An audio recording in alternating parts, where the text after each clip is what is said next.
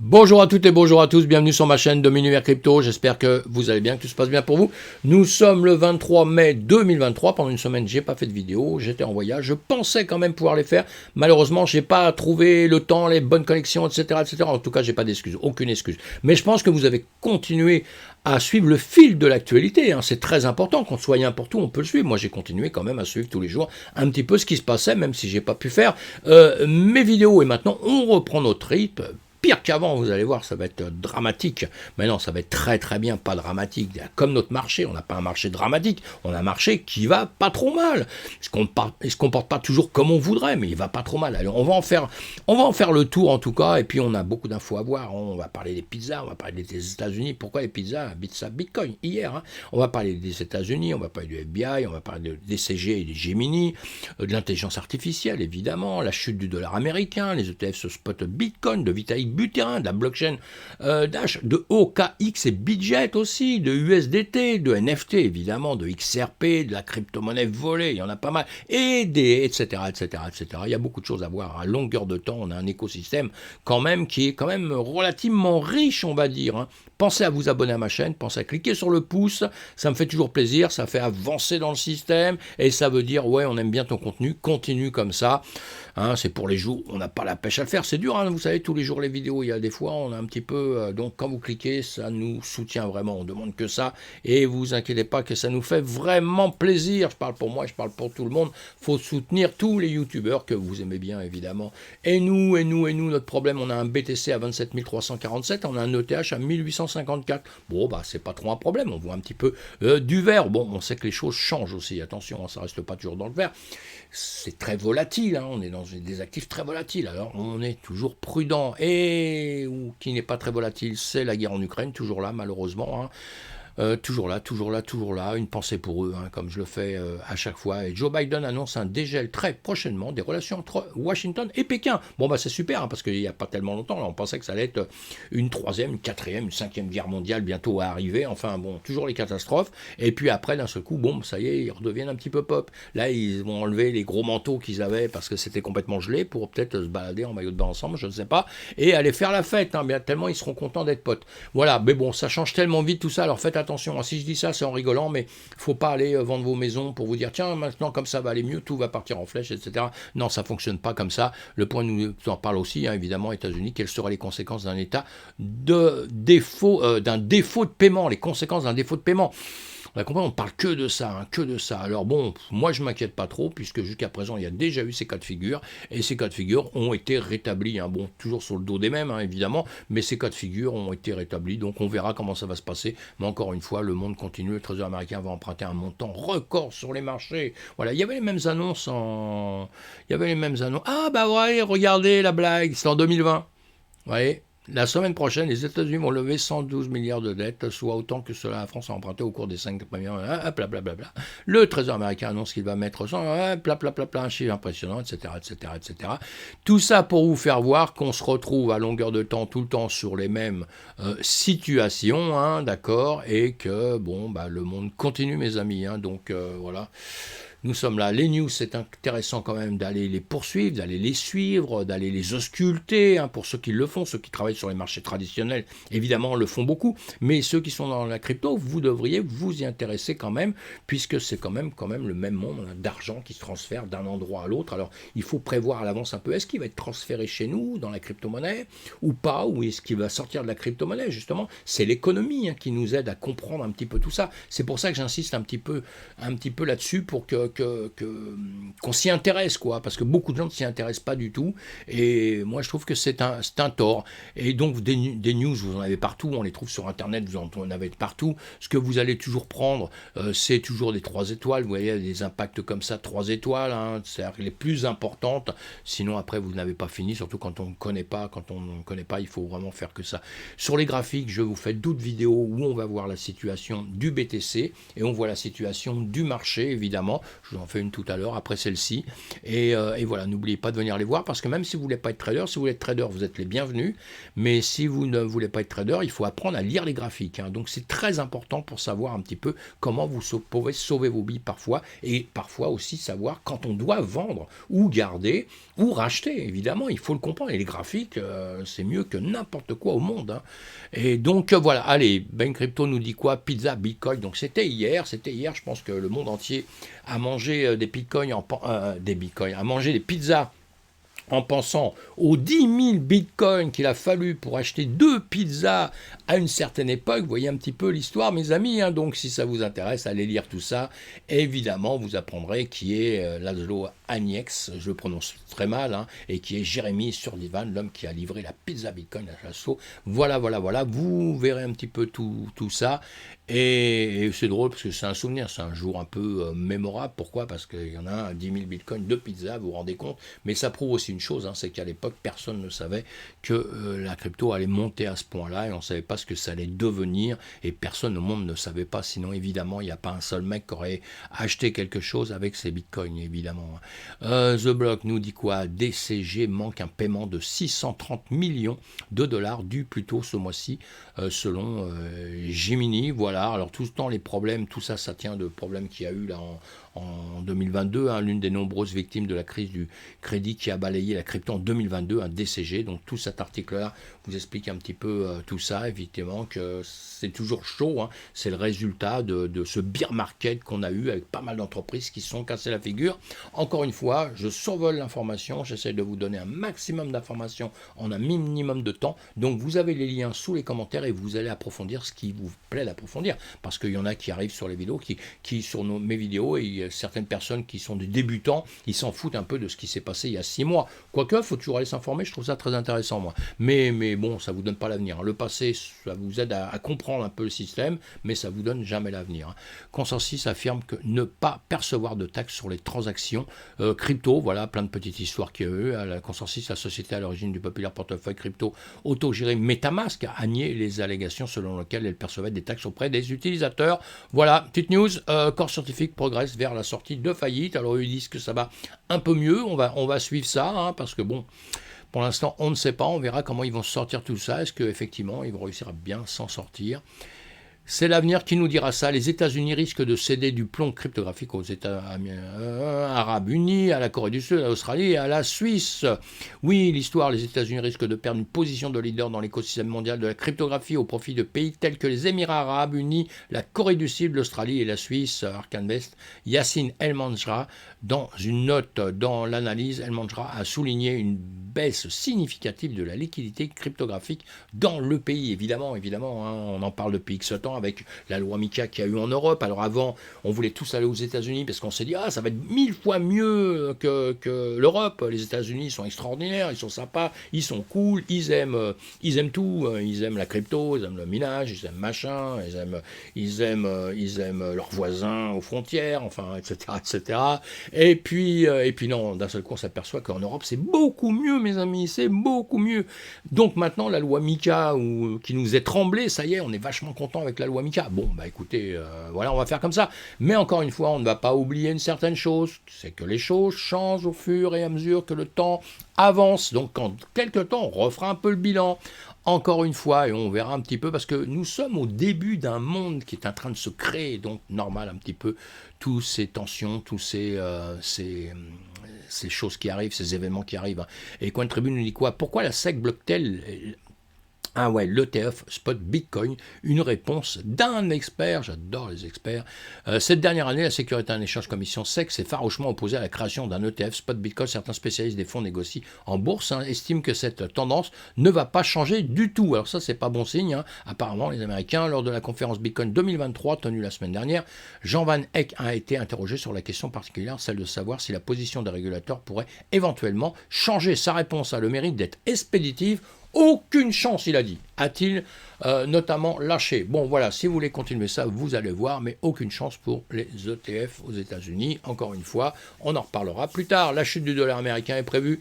Jim Rogers prédit que les alliés adopteront le Bitcoin comme nouvelle monnaie de réserve mondiale. Voilà. Alors ça, si vous voulez ça comme bonne news, eh ben c'est une bonne news. Hein. L'investisseur américain Jim Rogers, bien connu en tant que cofondateur de Quantum Fund, anticipe le déclin de domination du dollar en tant que monnaie de réserve mondiale. Roger discute de cette dynamique changeante dans une récente interview avec Sputnik, une agence de presse publique en Russie. La monnaie internationale du monde est censée être complètement neutre, mais maintenant Washington change les règles. Ils n'ont jamais changé les règles, hein, ça n'a jamais été neutre. Hein.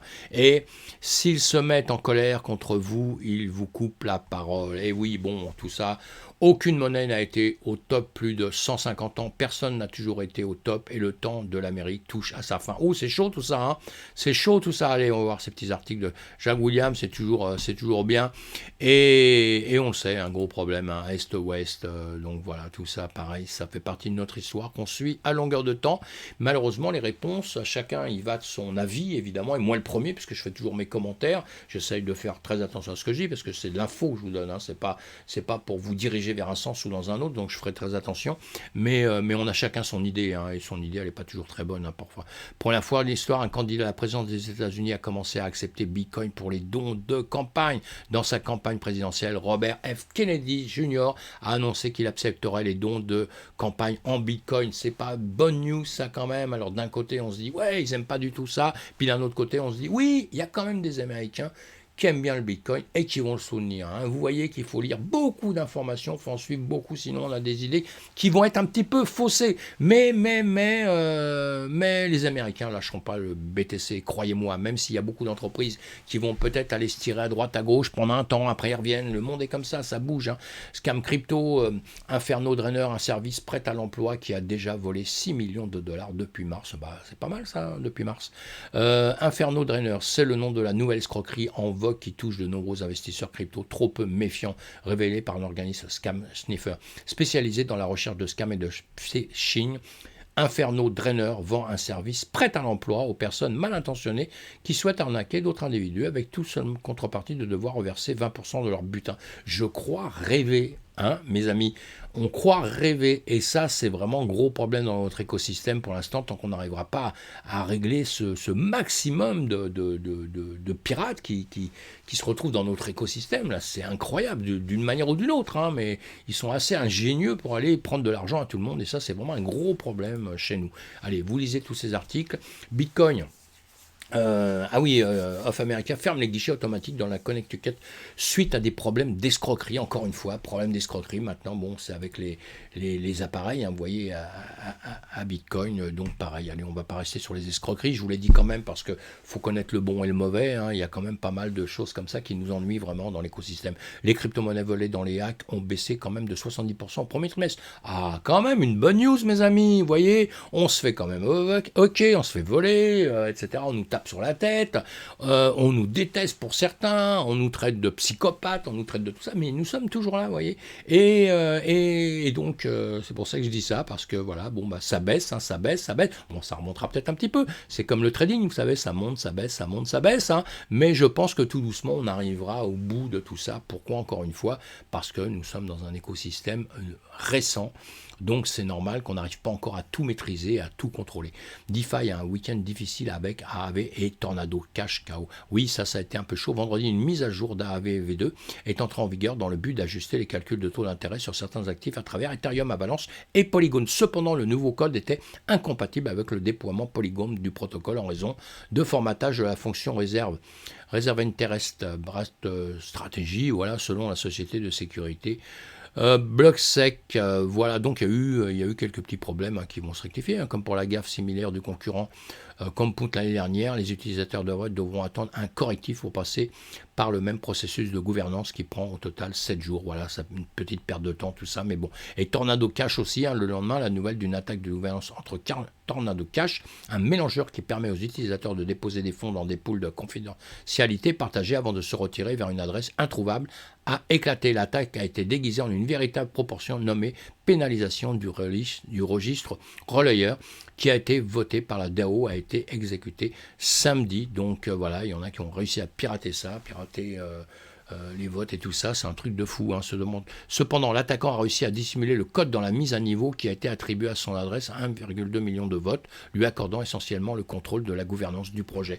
Voilà, ça pose quand même beaucoup de problèmes, hein, tout ça. Et encore une fois, moi, l'excuse que je donne, je viens de vous la donner juste avant, écosystème récent, nouveau. C'est pour ça que pour l'instant, il faut faire très attention. Il faut aller à petits pas, bien apprendre et faire attention où on met ses billes. Et on ne met pas tous ses billes dans le même panier. Hein. C'est comme avec Ledger, les problèmes qu'on a avec Ledger actuellement, où d'un seul coup tout le monde aimait Ledger, maintenant tout le monde déteste Ledger. Non, ça c'est une connerie. Ledger, ils font très bien leur travail, je fais aucune pub pour eux, hein, j'en ai rien à faire. Hein. Mais il y en a d'autres qui sont très bons, hein, Trésor, etc. Il y en a d'autres, mais Ledger, c'est quand même le top, hein, avec ses portefeuilles comme ça, physiques. Et je pense qu'ils essayent de trouver une manière d'apporter un maximum de personnes chez eux. Je pense qu'ils maîtrisent très très bien les choses. Ils vous donnent l'occasion, là d'ailleurs, hein, d'adopter la proposition qu'ils vous donnent ou pas l'adopter. Hein, donc voilà. Mais je pense qu'ils essayent de trouver des solutions pour entrer un maximum de gens dans cet écosystème, évidemment, c'est un peu ça. Et le problème de l'insécurité de son argent, parce que si on perd ses clés, eh bien on a tout perdu, on n'a personne, c'est pas comme dans une banque classique, hein, vous appelez le banquier, vous lui dites, ah j'ai perdu mes carnets de chèques, mes codes, mes machins, mes RIB, tout ce que vous voulez, tout a brûlé, j'ai tout perdu. Bah, l'autre il vous dit, bon bah attendez, dans 3 jours, machin, et ça y est, vous récupérez tout. Hein. Faut quand même être honnête un petit peu là-dessus. Tandis que nous, si on perd tout, on a tout perdu, quoi. Votre maison elle brûle, vous êtes foutu, à part si vous êtes un pro de la crypto-monnaie, vous savez comment faire, mais sinon vous avez tout perdu. Donc eux, je pense que ces sociétés-là, hein, je ne suis pas en train de les défendre, hein, j'essaie de me mettre un peu à la place de tous ces gens-là, ils essaient de trouver des solutions pour quand même sécuriser une partie des gens, et on sait bien que tout le monde n'est pas capable de tout faire, que la plupart de la population, c'est comme ça a toujours été comme ça, et ce sera encore comme ça, malheureusement, se laisse guider énormément. Et donc, je pense que des sociétés comme ça, ils essayent de rentrer un maximum de gens pour pouvoir continuer à travailler longtemps, faire des profits, faire des gains, avoir une société qui grossisse, faire travailler des gens, et ne pas s'écrouler demain. Attention, hein, mes amis, c'est tout ça qui rentre en ligne de compte. C'est un peu compliqué, hein, c'est beaucoup plus complexe que de dire, ouais, ils font n'importe quoi, machin.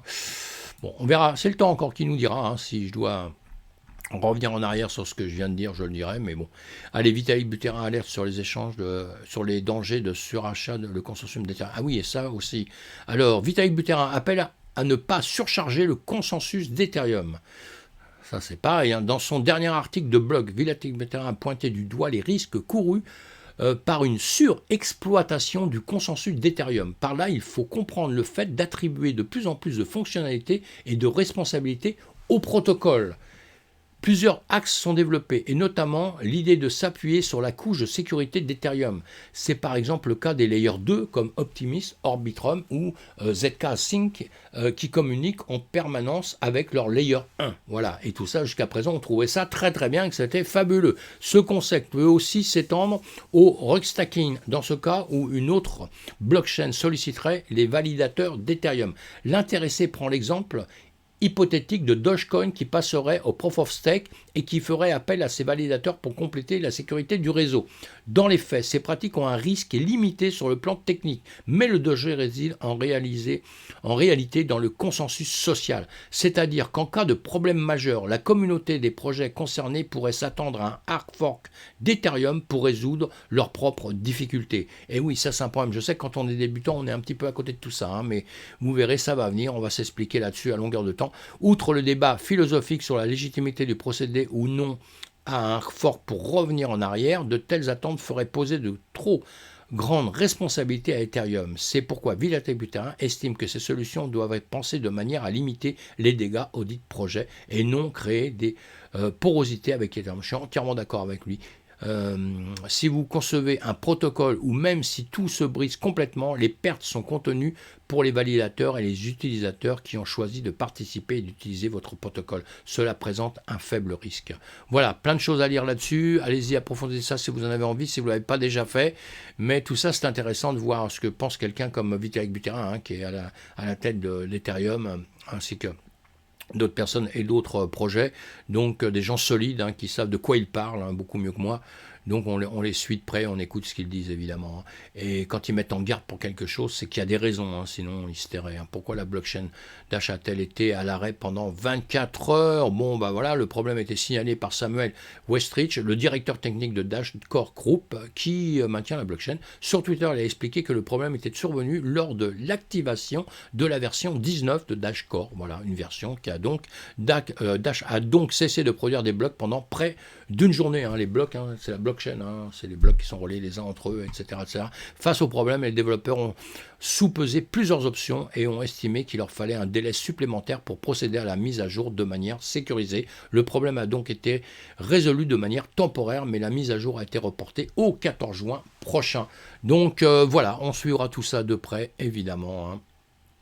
Évidemment, l'USDT, un stablecoin qui défie un marché crypto stagnant. Le stablecoin Tether USDT, mes amis, est en passe de renouer avec son ATH à 83 milliards de dollars de capitalisation. Une envolée difficile à expliquer d'après Keiko alors que le volume de trading stagne. Donc ils expliquent tout ça. L'USDT, ce qui est assez étonnant, c'est qu'on s'en est méfié pendant X temps. Moi pas trop, sincèrement, j'ai déjà dit X fois.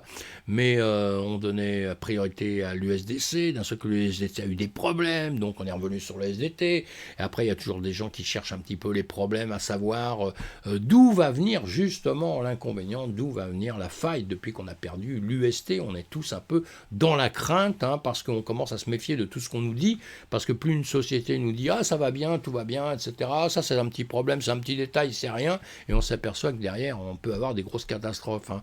Donc encore une fois, pour tout ça, que ce soit l'USDT ou autre chose, on ne met pas tout dans le même panier, on ne met pas tous ses œufs dans le même panier quand on va sur des actifs risqués, même sur des stablecoins. Le crypto bourse OKX lorgne sur un MSAN en France. Bah voilà, un MSAN en France, ça vous permet de travailler plus confortablement en France, évidemment, hein, vous le savez, donc il est prêt à le faire. On regarde un petit peu sur les graphiques, vous voyez, pour l'OKB, hein, OKX, hein, c'est son jeton natif, celui-ci. Et comme ça, sur les graphiques, vous voyez, même si vous regardez quelque chose, vous mettez en semaine. Et si vous voulez, d'entrée, ça vous donne déjà un petit peu une idée de ce qui s'est passé depuis X temps. Hein. Ben, on s'aperçoit, j'en ai parlé souvent de cette crypto-là, justement, de ce jeton natif.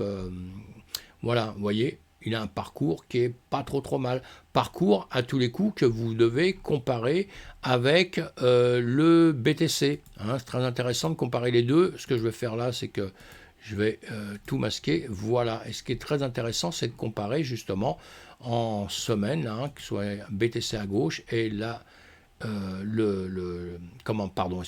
l'OKB à droite, hein, et on voit le comportement un petit peu, hein, quand le BTC baissait,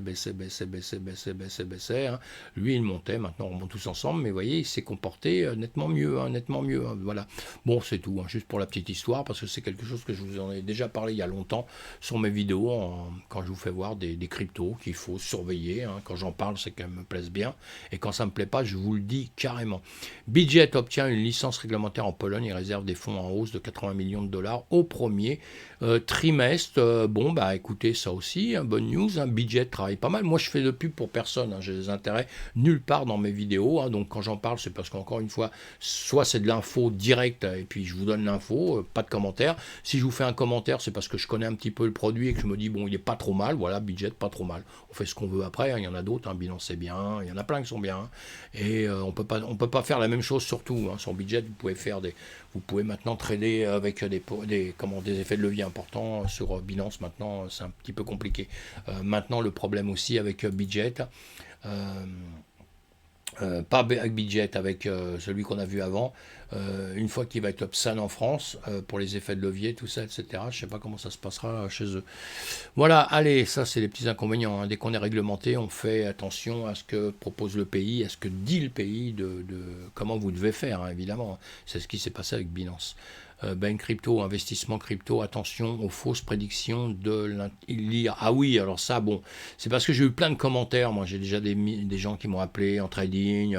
Ouais, je pose des questions, je demande ça. Est-ce que d'après ChatGPT, ça va arriver à tel prix, machin. Mes amis, n'écoutez pas tout ça. Vous allez partir vers des catastrophes.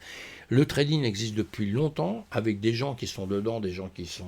il y a des champions du monde, hein, il y a des poids lourds dedans, hein, qui sont des bons traders, qui sont des gens qui connaissent bien leur business, qui font ça 24 heures sur 24, depuis des années. Il n'y en a pas un qui peut dire l'avenir. Quand vous parlez avec un trader sérieux, eh bien, croyez-moi, c'est pas du tout le même discours qu'avec un tas de mecs qui vous dit oui, ce sera ci, ce sera ça. Évidemment que ça va monter. Évidemment que la crypto-monnaie va monter. Tous les marchés montent, mes amis. Donc c'est normal que ça va monter. On peut pas vous dire, moi je vais pas vous dire, dans 10 ans, ça vaudra plus rien. Soit alors si, parce que le marché sera tombé, le Bitcoin, plus personne n'en voudra, donc il va disparaître. Mais s'il est toujours dans la course, comme beaucoup d'entreprises, hein, il y a beaucoup d'entreprises, soit elles disparaissent, soit elles sont plus dans la course.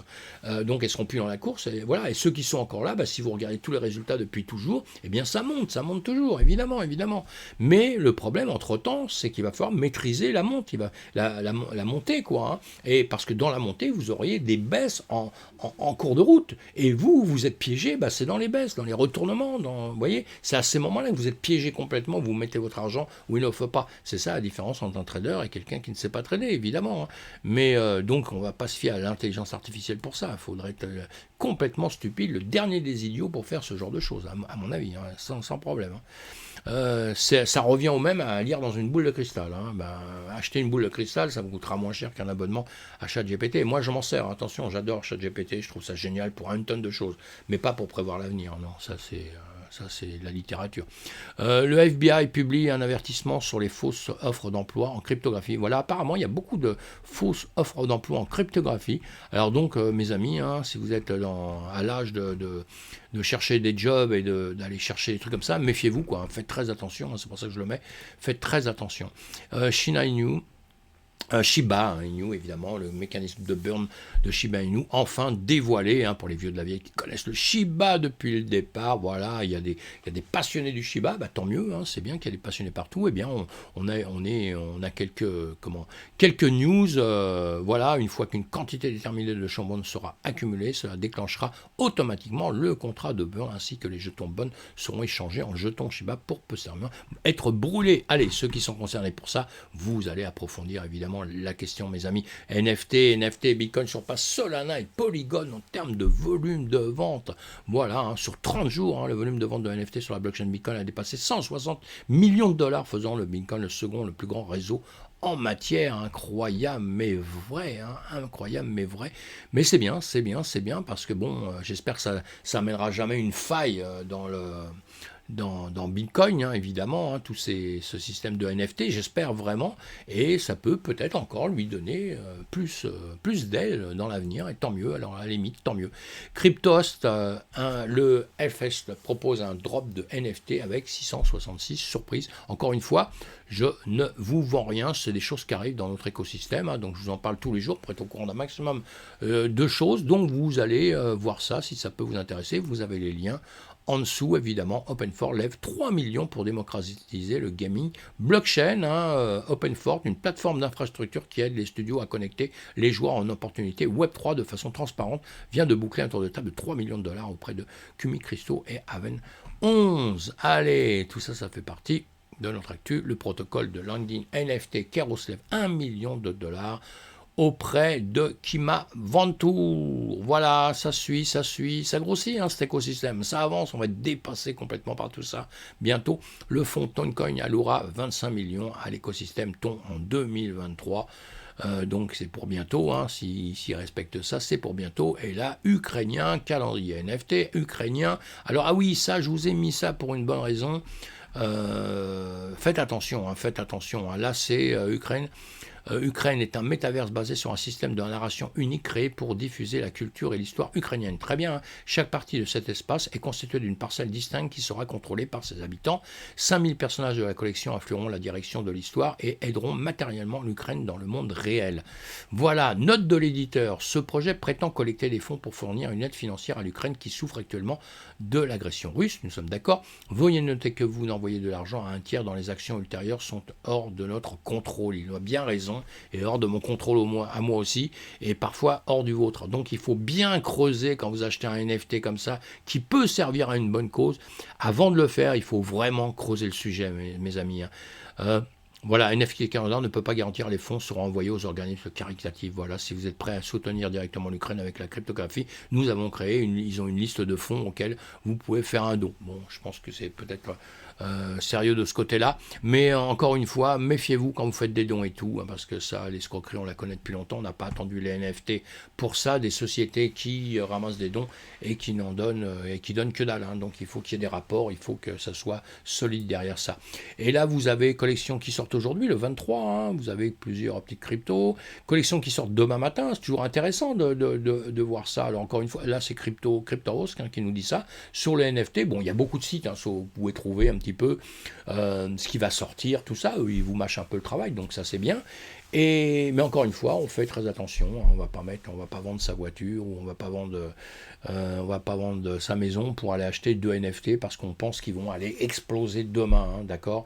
Parce que pour l'instant, il y a beaucoup plus de perdants que de gagnants, même s'il y a des gens qui sont des spécialistes de ça. Alors encore une fois, si vous voulez faire des affaires dans ce genre de produits, il y a des affaires à faire, c'est sûr, mais vous devez apprendre, creuser, savoir comment on étudie un NFT, pourquoi un NFT il risque de monter, pourquoi il va monter, et il y a plein de choses à voir derrière ceci, hein. Encore une fois, il y a les professionnels, et puis il y a tous les perdants qu'il y a derrière, hein, d'accord. Donc faites attention, mes amis. Voilà, allez, c'est bon pour aujourd'hui, on va faire une autre vidéo après sur les graphiques. Notre BTC, il n'a pas changé depuis tout à l'heure, 27 320. On espère que tout ça, ça va bien se passer pour nous, pour vous, pour tout le monde. Et n'oubliez pas, on se retrouve sur Twitch. Ce soir, je vais faire un Twitch 18h, 20h30. Et à bientôt, mes amis. Faites attention à vous. À bientôt. À bientôt.